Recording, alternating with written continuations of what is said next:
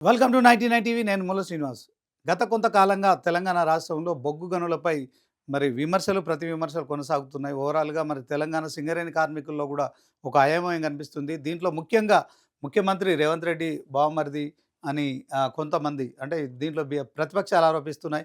So, ఆ ముఖ్యమంత్రి రేవంత్ రెడ్డికి సంబంధించిన సూదిని సృజన్ రెడ్డికి ఈ బొగ్గు బ్లాక్‌ల టెండర్ ప్రక్రియను అప్పగిస్తున్నారని ప్రతిపక్షమైన బీఆర్ఎస్ ఆరోపిస్తుంది. అదే క్రమంలో డిప్యూటీ సీఎం కూడా బట్టి విక్రమార్క కూడా ఖచ్చితంగా ఒక మీడియా సంస్థకు సంబంధించి దాంట్లో అతను కూడా ఒక బొగ్గు బ్లాక్ వేలం విషయంలో వివాదాలు వచ్చాయని చెప్తున్నారు. అదే క్రమంలో ఇక కోమటిరెడ్డి వెంకటరెడ్డి ఆర్‌అండ్‌బీ మినిస్టర్ మనకు తెలిసిందే.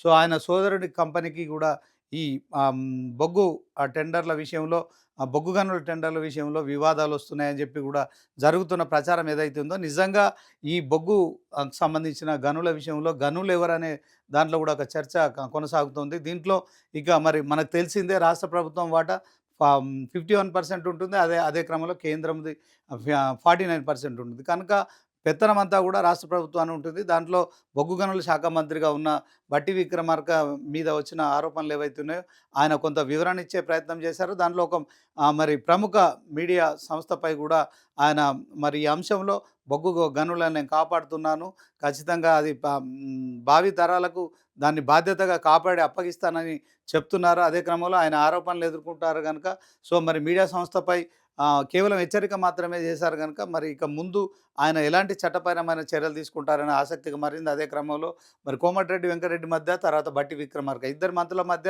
ఈ యొక్క బొగ్గు గనుల టెండర్ల విషయంలో మరి ఈ యొక్క వివాదం మొదలైందని జరుగుతున్న ప్రచారం నేపథ్యంలో ఇటు బీఆర్ఎస్, బీజేపీ 2 పార్టీలు కూడా ఆరోపిస్తున్నాయి. అదే క్రమంలో సీఎం బావమరిది సూదిని సృజన్ రెడ్డి కూడా ఈ టెండర్ల విషయంలో ఆయన సహకరిస్తున్నారని వస్తున్న వార్తలు కావచ్చు, ప్రచారాలు కావచ్చు.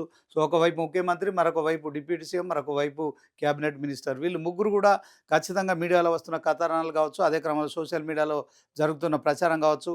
సో, ఓవరాల్‌గా తెలంగాణ రాష్ట్ర వ్యాప్తంగా సుమారు 50,000 మంది కార్మికులు కూడా సింగరేణిపై ఆధారపడి ఉద్యోగాలు చేస్తూ వాళ్ళ కుటుంబాలను సుమారు ఒక 2, 3 లక్షల మందిని దీనిపై ఆధారపడి బతుకుతున్నారు. పరోక్షంగా మరొక 5, 6 లక్షల మంది కూడా సింగరేణి గనులకు సంబంధించిన ప్రాంతంలో కూడా ఉపాధి ఉద్యోగ అవకాశాలు కూడా సృష్టించుకొని బతుకుతున్న నేపథ్యంలో ఇటు ఆసిఫాబాద్ నుంచి మొదలుకొని అటు ఖమ్మం జిల్లా వరకు కూడా విస్తరించి ఉన్న ఈ బొగ్గు గనుల విషయంలో సుమారు 140 ఏళ్ల చరిత్ర కలిగిన ఈ సింగరేణి సంస్థ అంశంలో జరుగుతున్న ప్రచారం విషయంలో కావచ్చు, ఇప్పటికే బొగ్గు గనులన్నింటినీ కూడా ప్రైవేట్ పరం చేస్తున్నారు.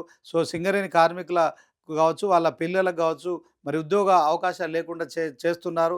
సో, రేపొద్దున ఖచ్చితంగా సింగరేణి పూర్తిగా ప్రైవేట్ పరం అయితే సింగరేణి కార్మికులు వాళ్ళ పిల్లలు ఎలా మళ్ళీ ఇక డిపెండెంట్ ఉద్యోగాలు రావనే ఒక ఆందోళన వాళ్ళలో కలుగుతున్న నేపథ్యంలో తాజాగా ఇక బొగ్గు గనుల్లో అవినీతి జరుగుతుందన్న ఆరోపణల నేపథ్యంలో ఇప్పటికే బట్టి విక్రమార్క డిప్యూటీ సీఎంగా ఒక వివరణ అయితే ఇచ్చే ప్రయత్నం చేశారు. అయినప్పటికీ కూడా సో, హరీష్ రావు ఈ బొగ్గు గనుల టెండర్ల విషయంలో సిబిఐ విచారణ జరిపించాలని ఆయన కేంద్ర మంత్రి కిషన్ రెడ్డికి లేఖ రాయడం కావచ్చు.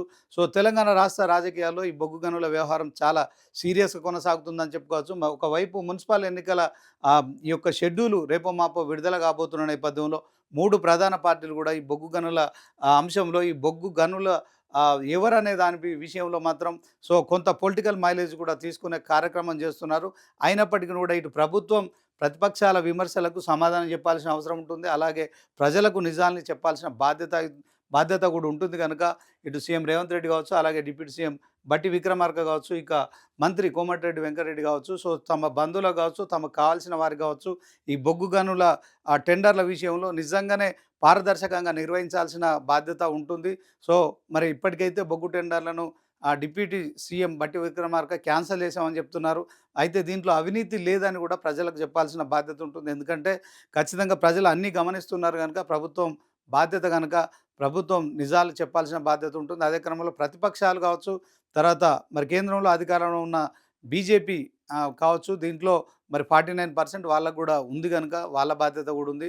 సో, ఒకవేళ నిజంగానే అక్రమాలు జరిగితే సిబిఐ విచారణకు కోరుతున్న నేపథ్యంలో సిబిఐ విచారణ జరపాలి. సో, రాష్ట్ర ప్రభుత్వం కూడా పారదర్శకంగా సిబిఐకి అప్పగిస్తేనే ఇందులో అన్ని నిజాలు బయటకు వచ్చే అవకాశం ఉంటుంది కనుక రాష్ట్ర ప్రభుత్వాన్ని మనం ఖచ్చితంగా 99 టీవీ తరఫున ఖచ్చితంగా దీంట్లో హైకోర్టు సిట్టింగ్ జడ్జితో కావచ్చు, అదే క్రమంలో మరి ఇక సీబీఐ విచారణ గాని చేసి తమ చిత్తశుద్ధిని నిరూపించుకోవాల్సిన అవసరం ఉంది. ఎందుకంటే మరి హ్మ్, కాంగ్రెస్ ప్రభుత్వం అధికారంలోకి వచ్చిన రోజు ప్రజాప్రభుత్వం మాది, మేము ప్రజాపాలన చేస్తామని చెప్పడమే కాకుండా మొన్న మేడారంలో గూడా మరి కేబినెట్ సమావేశాన్ని గూడా మేడారంలో అక్కడొక అడవిలో నిర్వహించడం కావచ్చు. సో, మేడారం సంబంధించిన ఇక ప్రజల వద్దకు పాలనని నిరూపించుకున్న తెలంగాణ సీఎం రేవంత్ రెడ్డి ఈ అంశంలో గూడా నిజంగానే బొగ్గు గనులనేటివి తరతరాలకు సంబంధించిన ఆస్తులు గనక, తెలంగాణ ఆస్తి గనక, ఈ ఆస్తిని కాపాడాల్సిన బాధ్యత తెలంగాణ ముఖ్యమంత్రిగా ఆయన రేవంత్ రెడ్డిపై ఉంటుంది. కాంగ్రెస్ ప్రభుత్వంపై ఉంటుంది. మంత్రులపై ఉంటుంది గనక వీళ్ళంతా మరి ఖచ్చితంగా సీబీఐ విచారణ కావచ్చు, అంతకు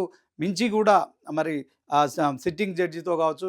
సో, ఎలాగైనా గానీ ఇందులో నిజాలు వెలికి తీయాల్సిన అవసరం ఉందని స్పష్టంగా తెలుస్తోంది గనక కాంగ్రెస్ ప్రభుత్వం ఇప్పటికైనా ప్రజల్లో పలచన కాకుండా తమ నిజాయితీని నిరూపించుకునేందుకు సో, ప్రతిపక్షాలు డిమాండ్ చేస్తున్న దాని ప్రకారం అయితే విచారణ చేసి నిజాలు చెప్పాల్సిన బాధ్యత ఉందనేది మాత్రం తెలుస్తుంది.